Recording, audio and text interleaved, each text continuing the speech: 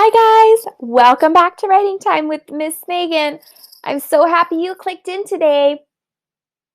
Today is a little bit different. We've been focusing on how-to stories and books.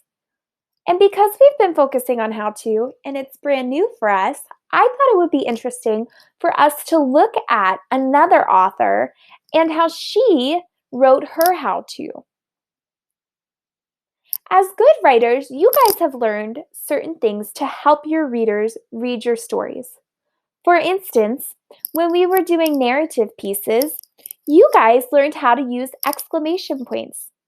And you guys learned that exclamation points help your reader to read like this because they're excited, or they should be reading like they're excited. Today, I want you guys to learn a few tricks to help your audience follow your directions just a little bit better with your how-to story. See if you can follow along with me while we look at Gail Gibbons' The Pumpkin Book story to learn about some tricks on how we can help our readers to follow our directions. The reason I picked this book is because I really wanted to write a how-to on carving pumpkins. I knew there were a lot of steps, and I wanted my audience, which is you guys, to have the best possible experience or the best possible time with following the directions on my how-to with how to carve a pumpkin. So I looked at Gail Gibbons' how-to on pumpkin carving to give me some ideas. Let's take a look at it together right now. This is one of my favorite stories by Gail Gibbons. She's the author of this book. And if you've read this book before, the title is called The Pumpkin Book.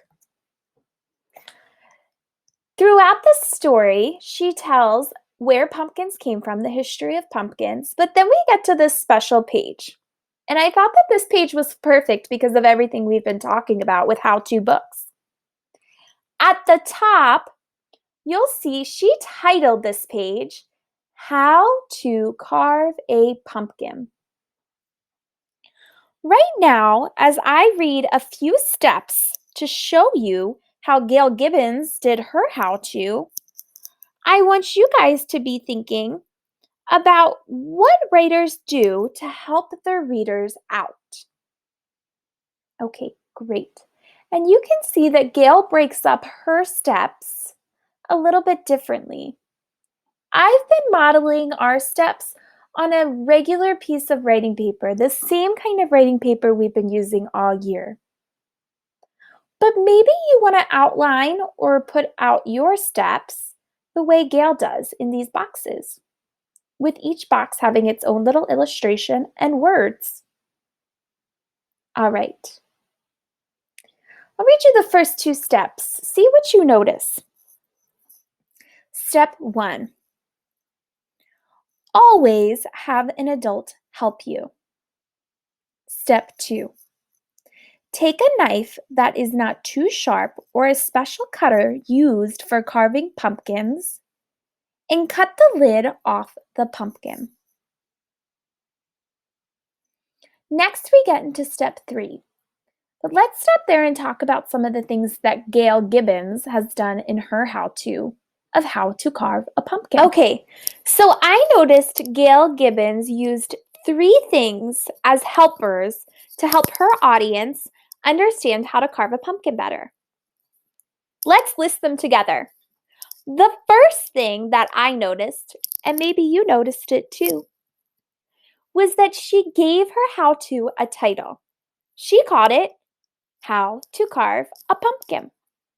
That helps her audience know what the how-to is going to be about. The second thing she did anybody notice anything else that she did? Maybe you said it too. The second thing that I noticed that she did is she started out like this. Always have an adult help. Then step 2 was to get a knife or some kind of carving utensil. So the second thing that I noticed that she did was that she listed the things that you'll need before you start the project. You'll need an adult and you'll need some kind of carving utensil.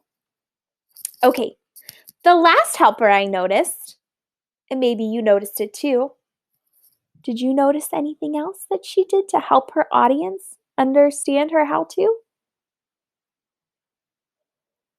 The last thing I noticed were that her pictures weren't just ordinary pictures. Her pictures matched her steps. For instance, in her first picture, she talked about always having an adult, and her picture matched the steps. Those are the 3 helpers that I noticed that Gail Gibbons used to help her audience understand her how-to a little bit better. Let's go ahead and take those 3 things that we learned from Gail Gibbons and see if we can use them in our own writing. Making sure we have a title. Making sure that we list the things or the items that we'll need to help us with our how-to. And making sure that all of our pictures match our words. We've done a pretty good job with that last one so far. But let's keep using these helpers in our writing. Okay, so I went ahead and I made a list of some of our how-to helpers that we found in Gail Gibbons' The Pumpkin book in her How to Carve a Pumpkin. So here I made a list of the how-to helpers. Those are a list of the 3 things we learned from Gail Gibbons' story. But now I've been reading some of your stories, and one thing that I want to mention that you guys have been doing that are how-to helpers is a lot of you have been using numbers for each step. So when you draw the pictures, you number each step.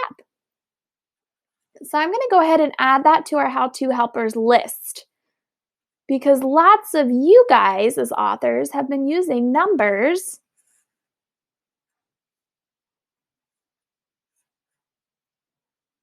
for steps, for each step. For each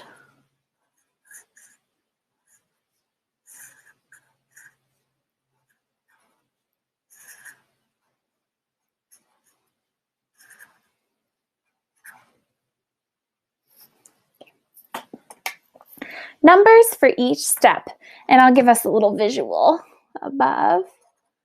You guys have been using 1, 2, 3 to number each step that we've made a picture for. Okay, great job. You guys did a great job today helping me identify or find some of the how-to helpers in Gail Gibbons' story.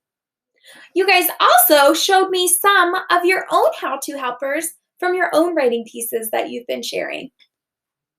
Today, I know many of you are finishing up old stories on how-to shakers, or maybe you're starting new ones. If you are starting a new how-to story or book, make sure that you're thinking about these 3 how-to helpers. If you're waiting to start one with Miss Megan, then go ahead and think about the 3 things that we talked about today, and also the 4th thing that you guys have been showing me. We'll get together tomorrow on our video to show the ways and the steps of how to carve a pumpkin together as a team. See you tomorrow!